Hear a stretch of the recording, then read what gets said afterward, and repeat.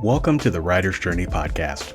I'm Michael Laron, a science fiction and fantasy author on a journey to go from nobody to bestseller, and I'm documenting every step of the way. Tune in every week as I pull back the curtain on my writing life and how I'm building a writing career while working a full-time job, raising a family, and attending law school classes in the evenings. You can find show notes for this week's episode, a free starter library of my fiction, and much more at michaellaron.com. Enjoy the show. Hello and welcome to the show. We have yet another month in the year that has 5 Thursdays, so I thought I'd take this time to play a sample from my short story collection, Reconciled People. Now, if you listened to this month's behind the scenes episode, you got to hear all about Reconciled People, but if you haven't heard it, check it out at www.michaellaron.com/episode 36.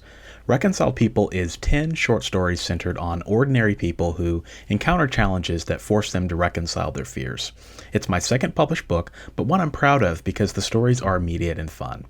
The collection exemplifies why I love short stories and why I respect them so much as a medium. The book is really a celebration of short stories, actually.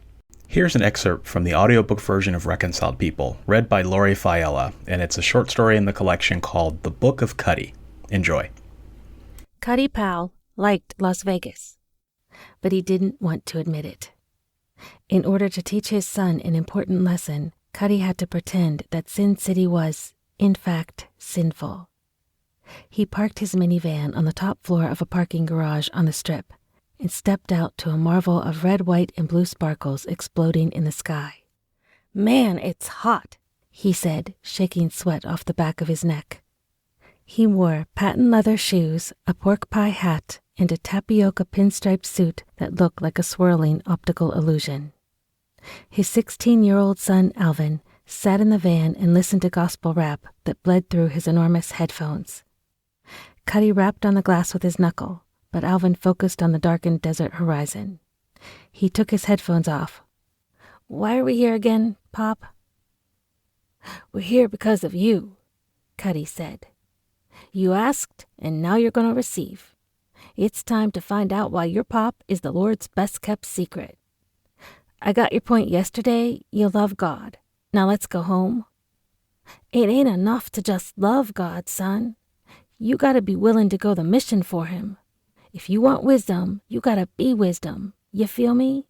You got to bounce off the walls, zip around the streets for all to hear. He who converts the most gets the biggest commission in the hereafter. And I ain't talking money, no sir. When it's all said and done," he said, sweeping his hand over the neon skyline, "when the world is burning, and you, me, and your mom are sitting on a cumulus somewhere, eating pig ears and sauerkraut in communion with the Lord, it's going to be known that your old pop, Cuthbert E. Powell, completed the mission that won the war.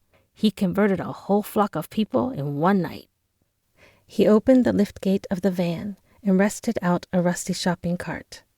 It clanged against the ground, and he had to hold on with one hand to stop it from rolling away. He reached into the van again and pulled out, one by one, 100 Bibles with golden covers, and he stacked them in tight, perfect rows.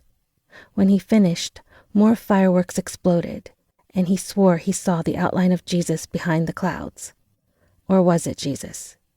Couldn't have been anyone else. He asked for guidance and divine intervention. Cuddy pushed off. Alvin muttered something and trailed behind him. The Strip was a stew of lights, horns, and smoke. People streamed down the sidewalks in huge waves, flowing in and out of the great maws of casinos. With every step, they kicked dusty cards featuring women with twinkles over their nipples. Alvin picked one up, but Cuddy knocked it out of his hand. A woman in jeans and a tank top passed. She had worried eyes. Cuddy saw her and knew she would be a good first. "Hey, girl." The woman walked faster. "I know you hear me." He waved a Bible after her and shouted, "Turn around and let Jesus holler at ya." But she disappeared into a casino, and he knew that she was lost forever. They passed a group of men in basketball jerseys, standing on the corner and drinking from styrofoam cups. When Cuddy tried to hand them Bibles, they moved farther down the street. He handed a Bible to a man covered in tattoos, but the man shrugged and threw it into traffic. It was instantly lost in a sea of bumpers and tires. After 30 minutes of total failure, Alvin rolled his eyes and said, "See, Pop, we're wasting our time." Cuddy took off his hat and rubbed his forehead. "Ain't no time ever wasted working for the Lord." The truth was that this wasn't Cuddy's idea of a fun Saturday night, either.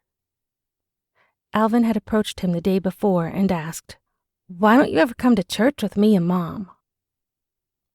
Cuddy didn't have an answer, but it was unacceptable to let his son think he was a heretic. He didn't dislike church, but it wasn't his favorite place.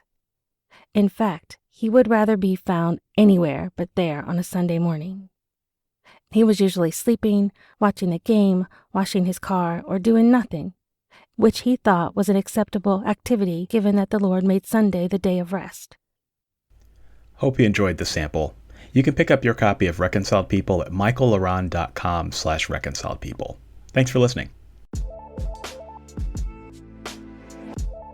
Thanks for joining me this week. If you like this episode, you'll enjoy my backlist episodes at michaellaron.com/podcast. For your free starter library of my favorite novels, join my fan club by visiting michaellaron.com/fanclub. If you're a writer and you want to connect with me further, check out my YouTube channel, Author Level Up, for helpful writing advice at authorlevelup.com. Thanks for listening, and I'll be back next week.